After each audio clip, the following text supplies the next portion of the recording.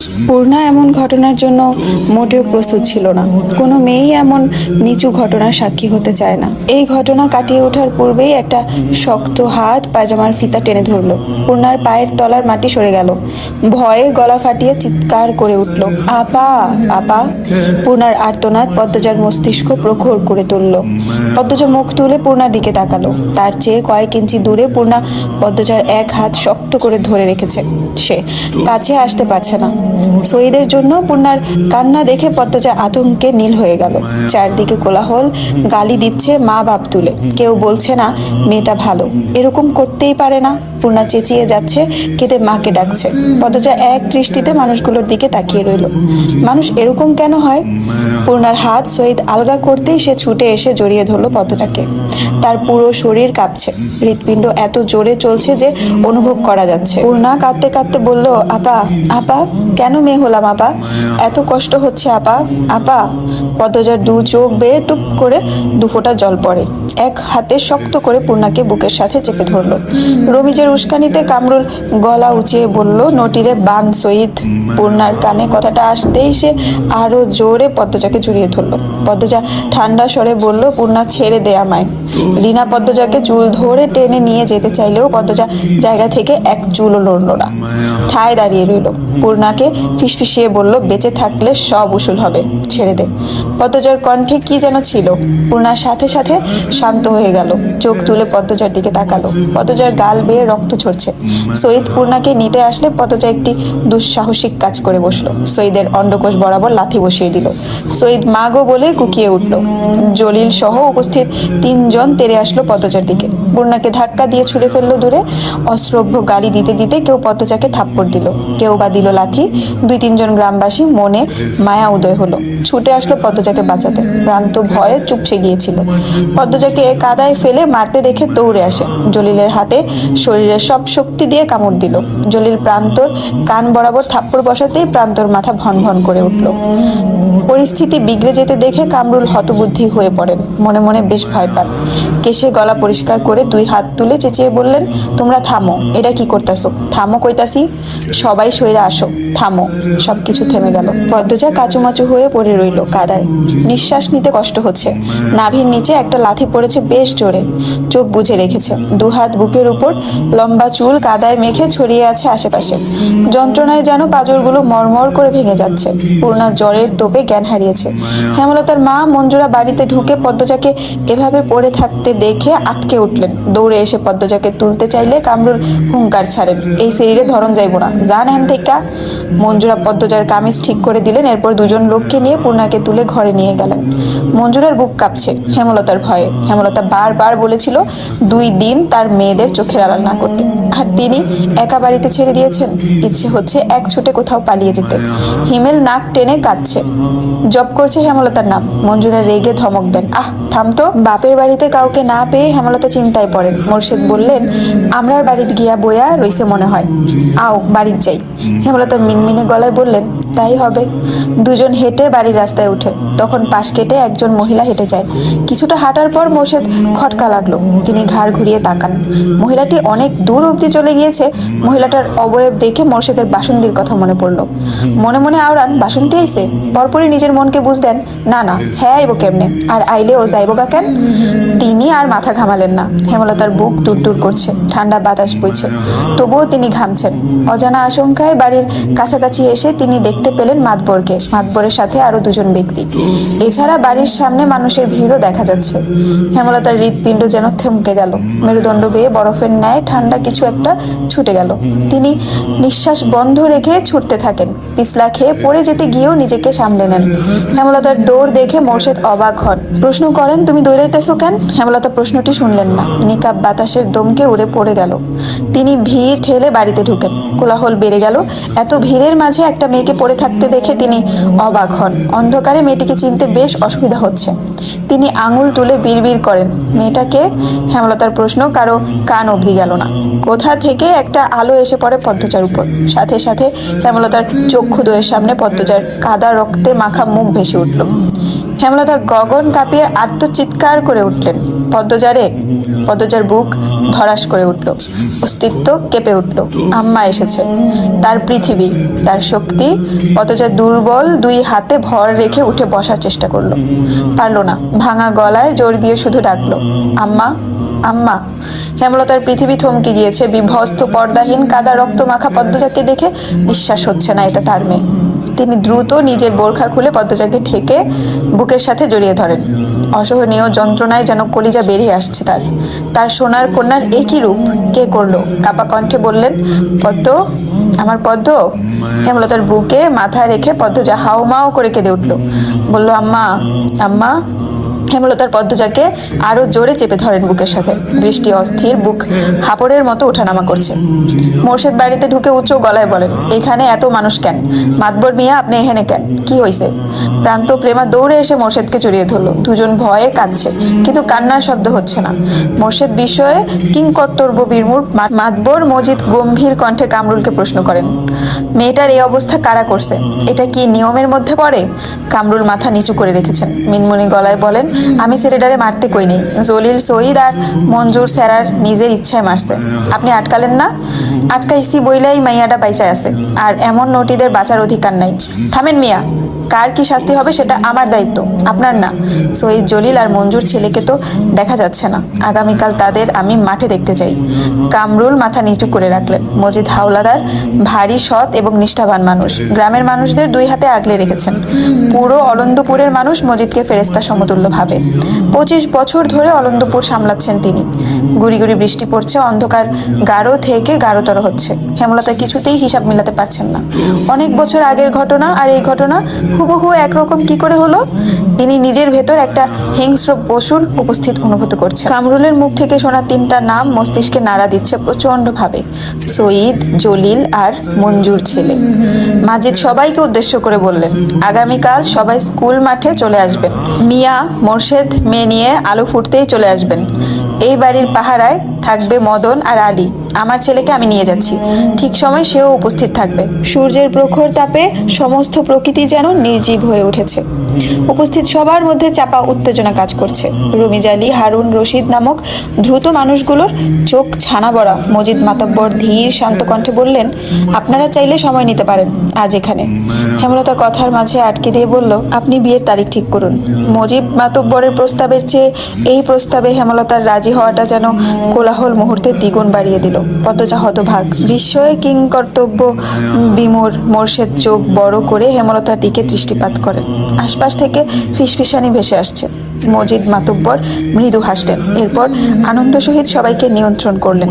আগামী শুক্রবার আমার ছেলের সাথে মোর্শেদের বড় মেয়ের বিবাহ, আপনাদের সবার নিমন্ত্রণ রইল। হ্যালো, আসসালামু আলাইকুম এভরিওয়ান, আমি জান্নাত রহমান। আপনারা আমার কণ্ঠে শুনছেন আমি পদ্মজা গল্পের 19তম পর্ব, যেটা লিখিকা হচ্ছে ইলমা বেহরোজ। আপনাদের যদি আমার কণ্ঠে স্টোরি শুনতে ভালো লাগে তাহলে ফলো দিয়ে এবং শেয়ার দিয়ে পাশে থাকবেন আশা করি। তো আজকের পর্বটা এখানেই শেষ হচ্ছে। সবাই ভালো থাকবেন, সুস্থ থাকবেন, আল্লাহ হাফেজ। রাখালকে পিছনে ফেলে 3 মা মেয়ে এগিয়ে চলল। স্কুল মাঠে অনেক মানুষ জমেছে। রাতের ঘূর্ণিঝড়ের কারণে অলন্দপুরের অর্ধেকের বেশি মানুষ আসেনি, তবুও প্রায় 500 মানুষ তো এসেছেই। ঘটনা ঘটেছে 8 পাড়ায়, আর তা ছড়িয়ে পড়েছে সব পাড়ায়। যথাসময়ে বিচার কার্য শুরু হলো। পদ্মজা এবং আমির দুজন দুদিকে দাঁড়ানো। মাতব্বর ঠান্ডা গলায় প্রশ্ন করলেন, এদের একসাথে কারা দেখেছেন? রমিজ আলী, কামরুল মালিক হাত তুলল। মজিদ মাতব্বর বললেন, কি দেখেছেন ব্যাখ্যা করুন। রমিজ আগে উঁচু কণ্ঠে বলল, আমি দেখছি ঝড়ের সন্ধ্যায় আপনার পোলারে পদ্মজার ঘর থেকে বাইর হইতে। বাড়িতে আর কেউ আসিল না। আমি রেগে গিয়ে কিছু বলতে চাইল। মজিদ মাতব্বর হাতের ইশারায় আটকে দিলেন। আমির বাপের বাধ্য সন্তান, তাই থেমে গেল। মজিদ মাতব্বর বললেন, আপনি আমিরকে পদ্মজার ঘর থেকেই বের হতে দেখেছেন? রমিজ আলী দৃষ্টি অস্থির রেখে আমতা আমতা শুরু করলেন। দম নিয়ে বললেন, তারে বারান্দা থেকে বাইর হইতে দেখছি। মজিদ মাতব্বর কতক্ষণ নীরব থেকে তারপর বললেন, তাহলে কোন আন্তাজে আপনি বললেন তারা নিষিদ্ধ কাজে লিপ্ত ছিল? পদ্মজার সর্বাঙ্গ রি রি করে উঠল। সে চোখ বুজে ফেলল। রমিজ আলী থমকে গিয়ে পরপরই হুঙ্কার দিয়ে উঠেন, একটা অচেনা ছেঁড়া খালি বাড়িত ছেড়ির কাছে কেন যাইব? আপনার নিজের ছেঁড়া বলে তার দোষ আপনি ঢাকতে পারেন না। আমার ছেড়ির বেলায় কিন্তু ছাড় দেন নাই। যুক্তি দিয়ে কথা বলুন। আপনার মেয়েকে হাতে না হাতে ধরা হয়েছিল, তার গায়ে কাপড় ছিল না, তারা একসাথে এক ঘরে একই বিছানায় ধরা পড়েছে। আমির আর পদ্মজার বেলায় তো সেটা হয়নি। মজিদ মাতব্বরের ক্ষমতা এবং কথার দাপটে সামনে দাঁড়িয়ে থাকতে কষ্ট হচ্ছে রমিজ আলীর। কামরুল চুপসে গিয়েছেন। সামনে নির্বাচন, মজিদ মাতব্বরকে খেপানোটা ঠিক হবে না। তাকে খেপানো মানে নিজের কপালে দুঃখ বয়ে আনা। ভিড়ের মাঝে থেকে কেউ একজন বলে উঠল, তাহলে আপনার ছেলে খালি বাড়িতে একটা মেয়ের কাছে কেন গেল? মজিদ মাতব্বর উকি দিয়ে প্রশ্নদাতাকে খুঁজে বের করলেন। তারই প্রতিপক্ষ হারুন রশিদ। মজিদ মাতব্বর আমিরের দিকে তাকিয়ে প্রশ্ন করলেন, তুমি কেন গিয়েছিলে পদ্মজাদের বাড়িতে? আমির সহজ গলায় বলল, বাড়ি ফিরছিলাম, হঠাৎ ঝড় শুরু হলো। সামনে মোর্শেদ কাকার বাড়ি ছিল। মোর্শেদ কাকা বাড়ি নাই সেটা আমি জানতাম না, জানলে বৃষ্টিতে ভিজতাম, তবুও ওই বাড়িতে যেতাম না। এই গ্রামের অনেকেই জানে আমার শ্বাসকষ্ট আছে, বৃষ্টিতে ভিজলে আমার ঠান্ডার সমস্যা লাগে, শ্বাসকষ্ট হয়। হারুন রশিদ বললেন, যখন দেখলা সেরিটা বাড়িতে একলা, তখন বাইরে গেলা না কেন? আমির সঙ্গে সঙ্গে জবাব দিল, আমার মাথায় আসেনি এমন কিছু হতে পারে। আর আমির পদ্মজার দিকে একবার তাকালো। পদ্মজা সাথে সাথে চোখ সরিয়ে নিল। আমির বলল, আর পদ্মজা কতটা সুন্দর যারা দেখেছে সবাই জানে। আমি প্রথম দেখে অভিভূত হয়ে পড়ি, তাই মস্তিষ্ক কাজ করছিল না, মাথায় একবারও কোনো বিপদের আশঙ্কা আসেনি। মজিদ মাতব্বর ছেলের শেষ কথা শুনে অসন্তুষ্ট হলেন, তবুও স্বাভাবিক থেকেই বললেন, গ্রামবাসী কোনো প্রমাণ ছাড়াই লাফিয়েছে, মেয়েটাকে অপদস্থ করেছে। প্রমাণ ছাড়া কারো বিরুদ্ধে নোংরামো অপবাদ দেওয়া ভীষণ অপরাধ। মজিদ মাতব্বর কামরুলের দিকে তাকিয়ে তাকে লক্ষ্য করে বললেন, সৈয়দ মঞ্জুর ছেলে আরেকটা কে জানি, তারা কোথায়? কামরুল ধীরভাবে বলল, পাই নেই কোনো হানে, মনে হয় ভয় পায়া লুকাইছে। রমিজ আলী হঠাৎ গম গম করে উঠলেন, এটা আমি মানি না, তারারে আপনি সাইরা দিতে পারেন না। আপনার ক্ষমতা বেশি দেখা আপনি এমনি নিজের স্যারারে ঢাইকা রাখতে পারেন না। ধূর্তবাজ লোক। আমির রেগে মেগে রমিজ আলীকে ধরতে এলো। মজিদ গর্জন করে উঠলেন, আমির! আমির কিরমির করে রাগ হজম করার চেষ্টা করল। হারুন অতিশয় ধূর্ত লোক, রসিকতার স্বরে বললেন, সত্য হোক আর মিথ্যাই, বদনাম তো বদনামই। মজিদ সবার প্রশ্ন উপেক্ষা করে উপস্থিত গ্রামবাসীর সামনে বললেন, আপনাদের আমার বিচারের প্রতি আশ্বাস আছে? সবাই আওয়াজ করে বলল, আছে। মজিদ মাতব্বর তৃপ্তির সাথে হাসলেন। ক্ষণকাল নীরব থেকে উঠে দাঁড়ালেন, উঁচু কণ্ঠ করে বললেন, মোর্শেদের মেয়ের সাথে খারাপ হয়েছে। পদ্মজার নামে অনেক প্রশংসা শুনেছি, সে খুবই ভালো মেয়ে। আর আমার ছেলেকেও সবাই চিনেন, সে কেমন। যারা যারা দোষ করেছে তাদের খুঁজে বের করে শাস্তি দেওয়া হবে। পদ্মজা আর আমিরের নামে যেই অভিযোগগুলো দাঁড় করা হয়েছে তার কোনো যুক্তিগত প্রমাণ নেই, আর প্রমাণ ছাড়া আমি কখনো কাউকে শাস্তি দেইনি, আজও দেব না। তবে আমি আজ সবার সামনে মোর্শেদ আর তার স্ত্রীর কাছে একটা প্রস্তাব রাখব। হেমলতা, মোর্শেদ সহ সবাই কৌতূহল নিয়ে তাকালো মজিদের দিকে। মজিদ মাতব্বর বললেন, পদ্মজাকে আমিরের বউ করে নিয়ে যেতে চাই। চারদিকে কোলাহল বেড়ে গেল। সব কোলাহল সম্পূর্ণ উপেক্ষা করে স্বপ্নবৃষ্টির মতো শুধু মজিদ মাতব্বরের প্রস্তাবটি পদ্মজার কানে যেয়ে বাজল। জীবনের কোন মোড়ে এসে দাঁড়িয়েছে সে আজ। সূর্যের প্রখর তাপে প্রকৃতির সমস্ত জীব যেন নির্জীব হয়ে উঠেছে। উপস্থিত সবার মধ্যে এক চাপা উত্তেজনা কাজ করছে। রমিজ আলী, হারুন রশিদ নামক ধূর্ত মানুষগুলোর চোখ ছানা বড়া। মজিদ মাতব্বর ধীর শান্ত কণ্ঠে বললেন, আপনারা সময় নিতে চাইলে নিতে পারেন। আজ এখানে। হেমলতা কথার মাঝে আটকে দিয়ে বললেন, আপনি বিয়ের তারিখ ঠিক করুন। মজিদ মাতব্বরের প্রস্তাবের চেয়ে এই প্রস্তাবে হেমলতার রাজি হওয়াটা যেন কোলাহল মুহূর্তে দ্বিগুণ বাড়িয়ে দিল। পদ্মজা হতভাগ হয়ে অবাক দৃষ্টিতে মাকে দেখছে। মোর্শেদ চোখ বড় করে হেমলতার দিকে দৃষ্টিপাত করেন। আশপাশ থেকে ফিসফিসানি ভেসে আসছে।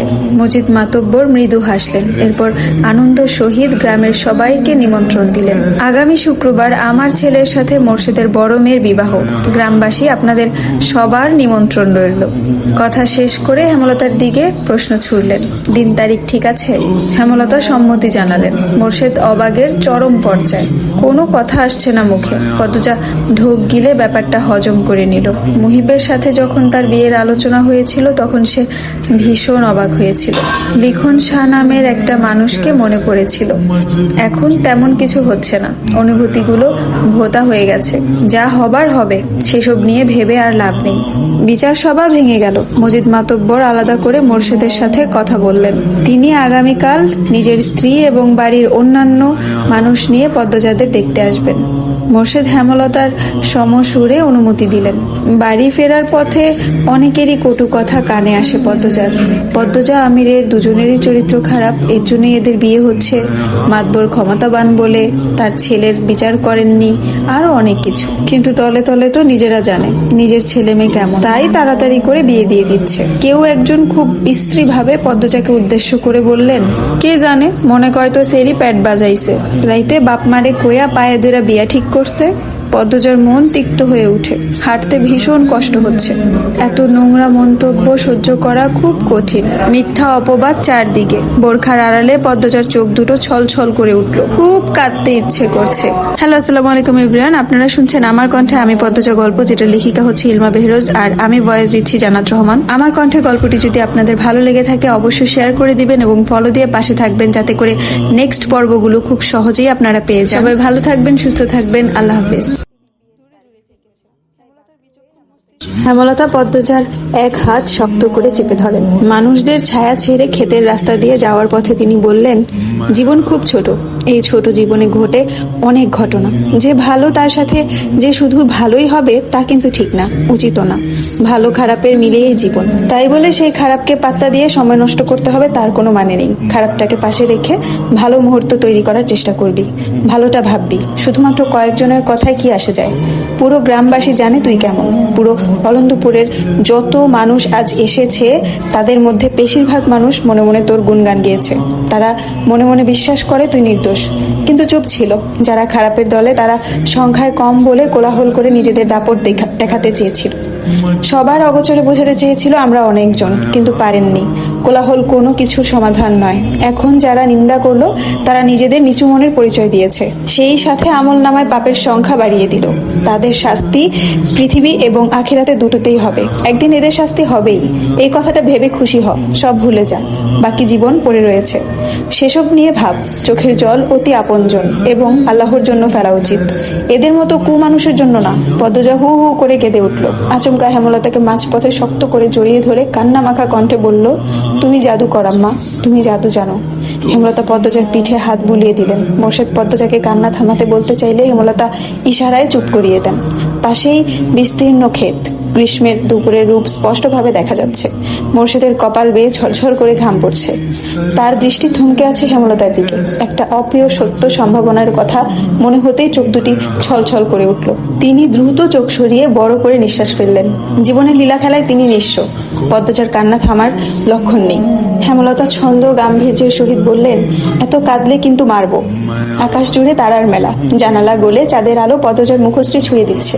সে বারান্দার ঘরে উপর হয়ে শুয়ে আছে। বুকটা কেমন করছে, অনবরত কাঁপছে। হেমলতার উপস্থিতি টের পেয়ে দ্রুত উঠে বসলো। হেমলতা পদ্মজার দিকে মুহূর্তকাল তাকিয়ে রইলেন। পদ্মজা নখ খুঁড়ছে। হেমলতা বললেন, ঘুম আসছে না? পদ্মজা মাথা দুই পাশে নাড়ালো। হেমলতা আর কিছু বললেন না। পদ্মজার পিনপতন নীরবতা কাটিয়ে বলল, মেঝো আবার বিয়ের তারিখ পড়েছে। হেমলতা পদ্মজার দিকে তাকিয়ে আবার চোখ সরিয়ে নিলেন। বিছানার উপর বসে পদ্মজাকে টেনে কোলে শুতে ইশারা করেন।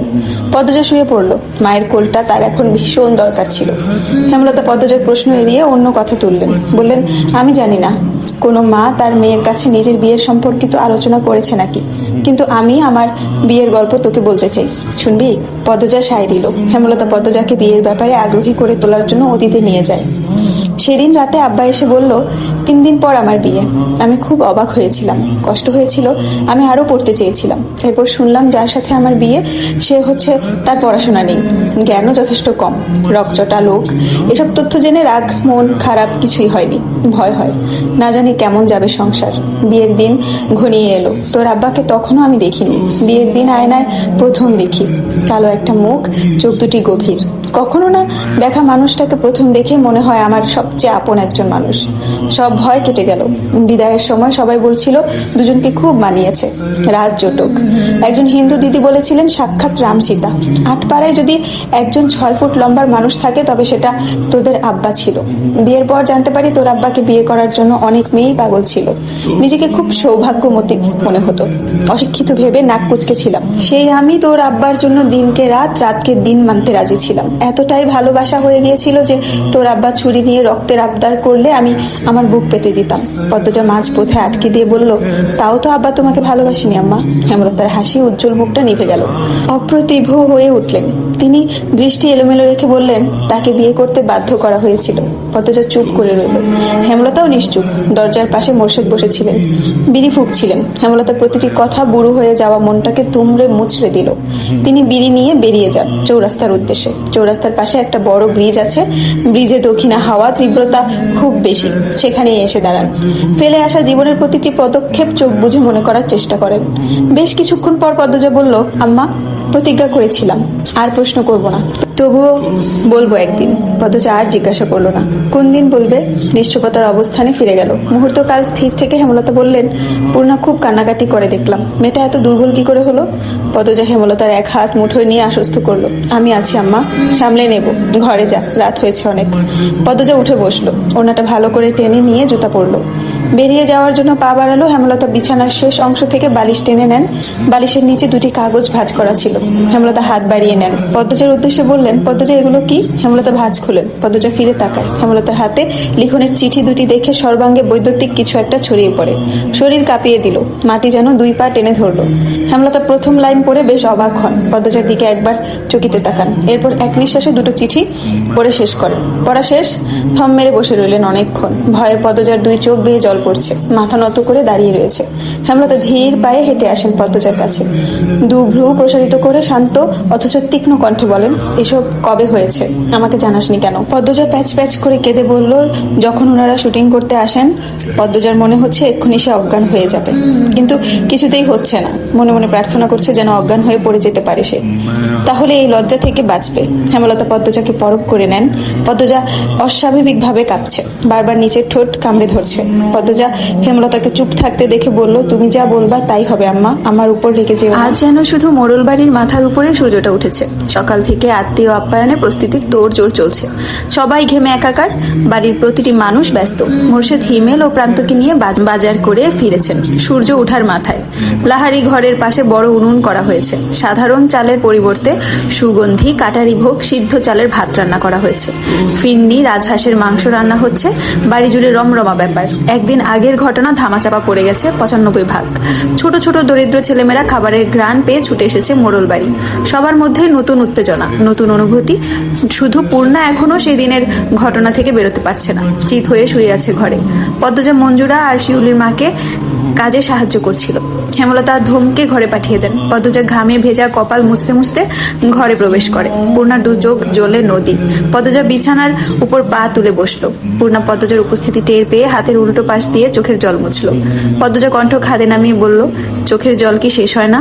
পূর্ণা নিরুত্তর। পদ্মজা অভিজ্ঞ স্বরে বলল, দেখ পূর্ণা, এসব মনে রাখলে তোরই ক্ষতি। দেখছিস না আমি একদিনের ব্যবধানে সব ভুলে হবু শ্বশুর বাড়ির মানুষদের জন্য রান্নাবান্না করছি? তুইও ভুলে যা। তোর বন্ধুরা আসছে, তুই নাকি তাদের ধমকে দিয়েছিস, এটা কিন্তু ঠিক না। পূর্ণা পদ্মজার দিকে তাকালো। দৃষ্টি ভীষণ শীতল। পদ্মজাকে বলল, সত্যি ভুলতে পেরেছ আপা? পদ্মজার সঙ্গে সঙ্গে উত্তর দিল, ভুলিনি, কিন্তু সহ্য করতে পেরেছি। তোর মতো চোখের জল অপাত্রে ঢালছি না।